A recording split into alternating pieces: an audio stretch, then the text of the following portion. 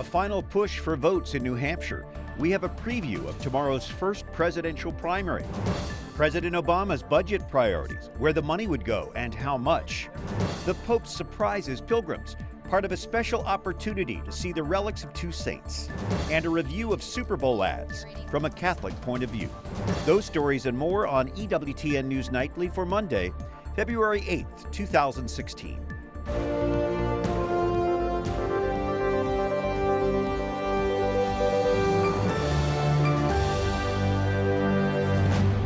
Good evening. Thanks for joining us tonight. I'm Brian Patrick, and we're just hours away from polls opening for this year's first presidential primary. It, of course, is in New Hampshire. Tonight, Jason Calvi covers the candidates' last-minute scramble for votes. Brian, so much is riding on tomorrow's vote. 4 candidates left the race after losing in Iowa. The remaining underdogs are looking for an upset to keep them going. Vermont Senator Bernie Sanders says it's been a tough race in his neighboring state of New Hampshire. Secretary Clinton won this state in 2008.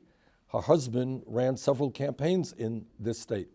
When we began this campaign here in New Hampshire, we were 30 points down in the polls, and she was much better known in this state. Now Sanders is leading Clinton by 13%. On the Republican side, Trump leads the pack by 17 points, with Rubio, Cruz, Kasich, and Bush all fighting for second place. New Hampshire is a hard state to predict, where voters are known for last-minute decisions. We have 43% of the electorate are independents, plus those who are unregistered to vote can register that morning and vote. The candidates are fighting hard. It's not comfortable for me to attack Marco Rubio. But I do think that everybody needs to be challenged, because I'll tell you what, whoever's the Republican nominee, they better fasten their seatbelts, because the Clinton hit machine is coming straight at you. Rubio shined in Iowa with a surprise close third-place finish, but then he stumbled in Saturday's debate. And Governor Chris Christie pounced, mocking Rubio for memorizing his talking points and saying Rubio lacks experience. You have not been involved in a consequential decision where you had to be held accountable. You just simply haven't. And the fact is... And Rubio tells CBS he's only being consistent. The 3 governors in the race have staked a lot on doing well in New Hampshire. Without a strong finish, they'll face pressure to drop out, to allow Republicans to rally around a single candidate to challenge Cruz and Trump. Brian? Thanks, Jason Calvi. Star Parker is founder and president of the Center for Urban Renewal and Education. Let's go back to that debate. Trump and Bush mixed it up over eminent domain. What was that about? Well, what it was about is private property. And as Catholics, we need to be sure that we're on the right side with the Lord. When you think about private property, you think about Genesis. God said, all of this is yours, Adam, but that tree, that's mine. And they violated private property rights. We saw it again in the discussion between Ahab, Jezebel, and Nabal. This was his only little inheritance, that little bitty piece of private property, but they wanted that too. So let's fast forward now to this campaign. Trump thinks that it is okay for business to partner with the government to take people's private property, and Bush challenged him on that. Did he actually do that? He actually did it. In fact, he did it a couple of times. First of all, he said that he didn't have a problem in the Kelo decision. People that don't understand what happened in Kelo versus New London was that Kelo woman, Mrs. Kelo, wanted to keep her property. They wanted to use it to build out a structure that included Pfizer. And she took it to court. It went all the way to Supreme Court, and she lost. Pfizer then pulled out a deal, so the land is sitting barren now. But Trump, he said he loved that decision of Kelo, that she lost. But Trump actually did go after an older woman's property in Atlantic City to build a casino. She sued him, but she won. He then pulled out of the deal totally. The property collapsed, and at least she still owns it. But yes, this is a big and a very, very important question, especially for Christians. Let's switch gears. Former Secretary of State Madeleine Albright making a very brash statement in support of Hillary Clinton. Let's listen. Just remember, there's a special place in hell for women who don't help each other. What do you think of that comment? Oh my God. You know, they are desperate now. They've been killing so many children. That feminist movement has collapsed. The feminist movement is built in, it's collapsed. It's destroyed marriage, and young women are not buying this idea that they should support someone just because of their gender. But yes, I believe that they overstep themselves to say that if you have your own independent mind as a woman, that you perhaps are going to go to hell because you decide that you do not want to support Hillary Clinton. Let's just keep in mind going into this election that abortion is #1 for these feminists. All right, Star Parker, thanks for being with us You're tonight. We'll so have you welcome. back. It's good to see you. President Obama asked Congress for $1.8 billion in emergency funding to fight the Zika virus. The White House is set to release the president's 2017 budget tomorrow. Chief White House correspondent and political director Lauren Ashburn reports. The battle over how money is allocated in the 2017 budget is real. The Congressional Budget Office announced the deficit is expected to climb to $544 billion this year. Yet, with Republicans in control of the House and Senate, most of the president's plan is essentially dead on arrival. Got to do all these things. While candidates campaign in New Hampshire, here at the White House, President Obama is set to release his $4 trillion budget. From the spending side, the president is requesting $6.4 billion in clean energy research, $3 billion in science and technology education, and $1 billion for cancer research, $1 billion for opioid research like OxyContin, Vicodin, and Percocet. House Budget Chair Tom Price adds nothing in the president's prior budgets has shown that the Obama administration has any real interest in actually solving our fiscal challenges and how much of a deficit the government should run. Congress generally holds hearings to question administration officials about their requests. Then it develops its own budget plan called a budget resolution. But this year, Republicans are not inviting the White House to Capitol Hill. Republicans don't relish the opportunity to have a discussion about budget priorities like this administration does. That may be an indication that they want to avoid some tough questions about their budget priorities, and they're taking a page from Donald Trump's playbook and ducking the tough questions. That's unfortunate. The GOP plans to release its budget in the next few weeks. Speaker Ryan is hoping for a smooth process. However, there is a small group of Republicans who want the GOP leaders to retreat from last year's bipartisan budget deal. That deal increased spending by $30 billion over the coming year. Lauren Ashburn at the White House. Thank you, Lauren. And some members of the United Nations want Catholic majority countries to relax their abortion laws. This in response to the spread of the Zika virus, which may cause birth defects. But a mother in Brazil says her son is a normal baby, even though he was born with the birth defect. It's not clear if she had the Zika virus or if it caused her son microcephaly. But she says her son will live like all of us, though he may require special care. The Zika virus is spreading rapidly in Brazil, carried by mosquitoes. Other stories our EWTN News Nightly team is covering in today's world. Stocks begin the week taking another beating as a brief oil rally fades. Losses were pared a bit in late trading ahead of the closing bell. The Dow closed down 177 points after being down nearly 400 points in earlier trading. Passengers aboard one of the largest cruise ships in the world recovering tonight from a rough night at sea. Royal Caribbean says the Anthem of the Seas is returning to its home port in New Jersey. Passengers shared pictures of damage to the ship after it weathered a violent storm. They were told to stay in their guest rooms as the ship faced 30-foot waves and winds topping 100 miles an hour. Royal Caribbean says passengers will receive full refunds and certificates toward a future cruise. Emergency crews rescue at least 4 more people from the rubble of an earthquake in southern Taiwan. One of the survivors is an 8-year-old girl. More than 100 people are still missing after their high-rise apartment building collapsed in Saturday's quake. At least 38 people are known dead. A North Korean satellite passed over Levi Stadium just an hour after the Super Bowl ended there Sunday night. The satellite's launch drew international outrage. It was carried into space by a rocket that could also be used as a long-range missile. The United Nations condemns the launch, saying North Korea will face consequences. Pope Francis prepares for his trip to Mexico. He says it makes him happy just to think about it, and he is praying for the Mexican people. Deseo ir como misionero de la misericordia. The Pope saying he comes to Mexico this week as a missionary of mercy and peace, and he loves their shared devotion to Mary. He will connect immediately with people because he speaks our language. He knows Latin America, he knows Mexico, he has a huge devotion for the Guadalupe, so he can understand very well which are the problems of Mexican people. The Pope is also reaching out to Mexico's indigenous population, planning to visit Chiapas, where remnants of ancient Mayan rituals have been incorporated into Catholic liturgy. Well, it was a special weekend in Rome with relics of two 20th century saints dear to Pope Francis presented for veneration. Mary Shovlain has more.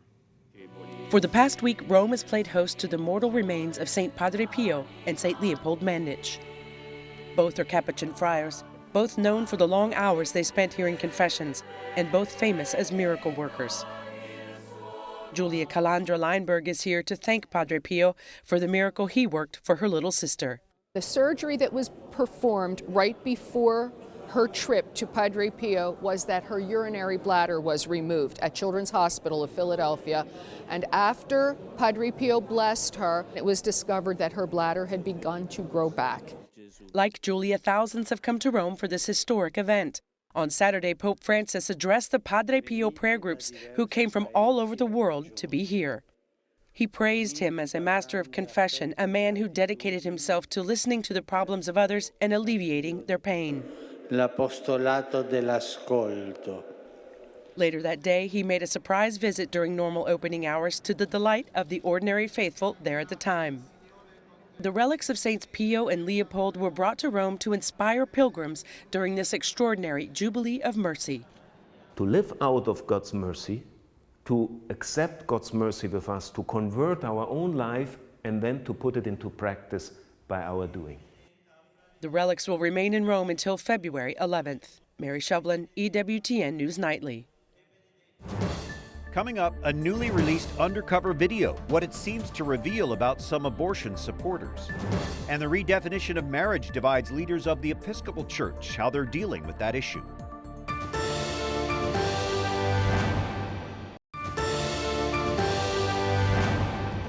The good folks in New England brace for more snow, with some coastal areas expecting up to 8 inches. Wind gusts up to 60 miles an hour could cause whiteout conditions. The National Weather Service issued a blizzard warning for some areas. The snow hits New Hampshire as it prepares for tomorrow's presidential primary. Thanks for joining us on this Monday evening. I'm Brian Patrick. The bishop who leads the Episcopal Church in America refuses to back away from his support for redefining marriage. Michael Curry says despite sanctions against his church from the worldwide Anglican Communion, he will allow marriage ceremonies for same-sex couples. Wyatt Goolsby reports. Pope Francis, you can tell the guy really does love people and care about them, and he cares about bringing everybody on board. Michael Curry, presiding bishop of the Episcopal Church in the U.S., praises the Holy Father, but he's in sharp disagreement with the Pope on some key issues, such as the Episcopal Church's decision to allow same-sex ceremonies. We're not going to change our position. This is who we are. But the wider Anglican community upholds marriage as the union of a man and a woman. Last month, the Anglican Communion imposed 3-year sanctions on the U.S. Episcopal Church for violating church teaching. The issue has been a divisive topic for decades among Episcopalians. It's one of the considerations Father Dwight Longenecker, a former Anglican priest, thought about decades ago before converting to Catholicism. It comes down to theology. We really have to, therefore, try to get ourselves past these particular hot-button issues of same-sex marriage and women's ordination and so forth and say, look, let's talk about what really matters, and that is, what do we believe about the church? What do we believe about divine revelation? What do we believe about authority in the church? What do we really believe that this is given by God and the authority was handed by Christ to his apostles? Or do we believe that it's really all up for grabs? Father Dwight suggests Catholics voice their beliefs positively rather than saying, I'm against the ordination of women or against same-sex marriage. Rephrase that to, I am for the sacrament of holy orders and for sacramental marriage. Brian? Good suggestion. Thank you, Wyatt. Well, this is National Marriage Week in the U.S. We spoke earlier with Sheila Weber. She's Executive Director of National Marriage Week USA. What is the goal of this week, and how can we participate in it, Sheila? National Marriage Week is February 7th to the 14th, and the goal is to strengthen marriage, to promote the benefits of marriage, and to celebrate marriage in a day and age where we're seeing a great decline. We want to say that marriage is preferred over cohabitation. We'd like to see marriage prior to childbearing and to reduce divorce where possible. Well, a good marriage is certainly good for the couple, but it goes beyond that, right?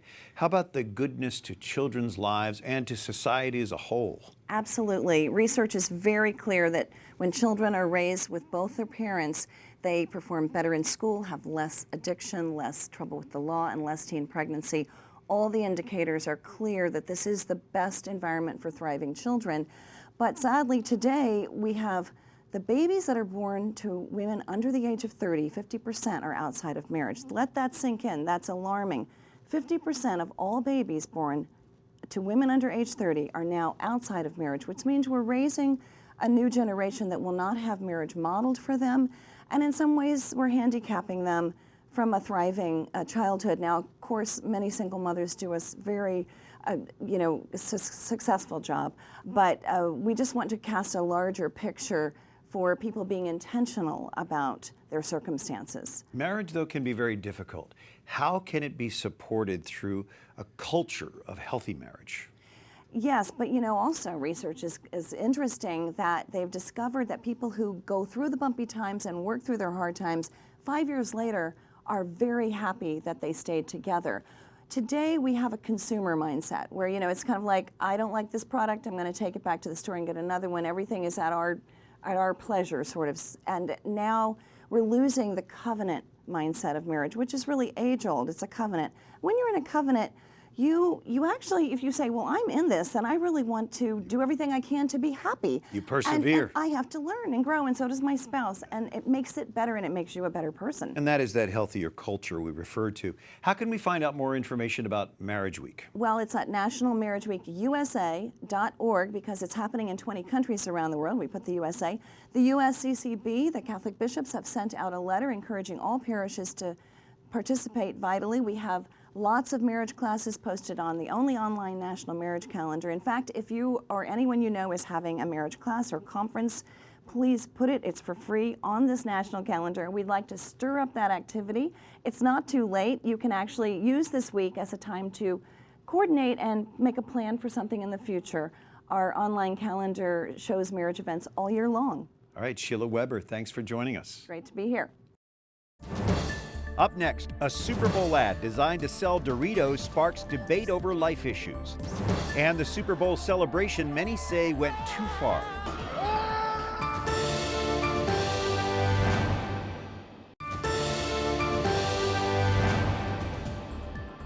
Huge celebrations, fans pouring into Denver streets after the Broncos' Super Bowl win. Yeah, they probably did a little drinking before this. Police say they made a handful of arrests. Most of the fans behaved. I guess that's relative. Thanks for joining us this evening. I'm Brian Patrick, and Super Bowl 50 drew more than 111 million viewers. Big brands paid up to $5 million for 30 seconds of that coveted TV time. But was it appropriate for a family audience? Catherine Szeltner reports. From sheep choirs, I spent all my years believing you, to overprotective fathers. Come on, baby. More than 40 advertisers pulled out all the stops on their biggest night, Super Bowl Sunday. But the Parents Television Council, a group advocating for responsible entertainment, wasn't wowed by what it saw. The extremes weren't there. There was nothing extremely offensive, but there was also nothing really extremely heartwarming or touching. And Melissa Henson says the NFL's halftime show didn't keep the home audience in mind. Yeah, I was a little bit disappointed in the costuming for Beyonce. The choreography might have been a little more family friendly. The costuming might have been a little bit more family friendly. But it's a commercial about chips, drumming up the strongest reactions. Give me that. According to Adweek, viewers sent 150,000 tweets on the Doritos brand in the first quarter alone, including one from NARAL Pro-Choice America, which says, "Not buying it. That Doritos ad using anti-choice tactic of humanizing fetuses." The post ignited a flurry of pro-life responses. Why didn't someone tell me I'm at risk of carrying something other than a human fetus inside me during pregnancy? Another example, babies don't magically become human at birth. They are human beings all along. The Doritos brand seems unfazed by it all, posting a clip of the baby doing a celebration dance after a touchdown. The ultrasound commercial was one of 3 finalists in Doritos' Super Bowl ad competition. The creator used his son's real ultrasound image for the TV spot. The baby's movements were generated by a computer. Brian. What a baby. Full baby right inside that womb. Absolutely. Beautiful. Thank you, Catherine. Missionaries of Mercy, who will be sent out on Ash Wednesday by Pope Francis, can celebrate Mass with the Holy Father tomorrow. Dr. Chad Pecknold, theology professor at Catholic University of America, here to explain their role. There was a letter that caused some confusion in the fall. What was that about? Yeah, well, the original letter that announced the Missionaries of Mercy had a lot of technical details that confused certain theologians, but we got a clarification which made it clear that the Missionaries of Mercy don't forgive any sins that are different than the sins that every priest forgive. What they are is the face of mercy. They are bringing the message of mercy, and to do that in an embodied way that we see these Missionaries of Mercy out in our diocese. And the Holy Father said he would do just that on his trip to Mexico. That's right. Today he said, I will be a missionary. I'll be the missionary of mercy to you in Mexico, and I want to be close to you. The idea that we see in Jesus, the human face of mercy, is so important to the Holy Father's message. And here, when we see the sending out of the Missionaries of Mercy, we see 1,000 human faces reflecting the mercy of God. And that's where we have to encounter, in that personal relationship in which we see mercy. It has a human face and it loves us. So how can we experience the Jubilee Year of Mercy, and what fruits might we glean from that experience, that opportunity? Yeah, well, I mean, the message of mercy is really the message which begins as Pope Francis began his whole pontificate, saying, I'm a sinner. That we all recognize that we're sinners, and that God has sent his Son to make a great sacrifice to free us from it. And if we experience that mercy of being liberated, of being freed from sins, that brings us joy. And if we can encounter the joy, the exhilaration of God's mercy in the confessional, if we can experience that through participating in corporal works of mercy, spiritual works of mercy, then we can have a taste and hand that on to other people. We can say, you should taste this too. This is good. Come taste and see the mercy of God. So the receiving of mercy then is evident by how we show mercy to others and pass it on, basically. Yeah, and it is really only going to be beautiful and believable if we have really encountered it, if we have really encountered the face of mercy, the face of Jesus Christ, and 1,000 missionaries of mercy give us an embodied taste of what mercy looks like. What a great opportunity. Dr. Chad Pecknold, thanks for joining us tonight. Thanks for having me. And the Chinese New Year begins today. It's the beginning of the Year of the Monkey, which is culturally significant. The Chinese celebrate with a week-long holiday known as the Spring Festival. Until tomorrow, for our EWTN News Nightly team, I'm Brian Patrick. Tonight, we leave you remembering St. Josephine Bakhita on her feast day, a Sudanese slave who became a religious sister after being freed in Italy.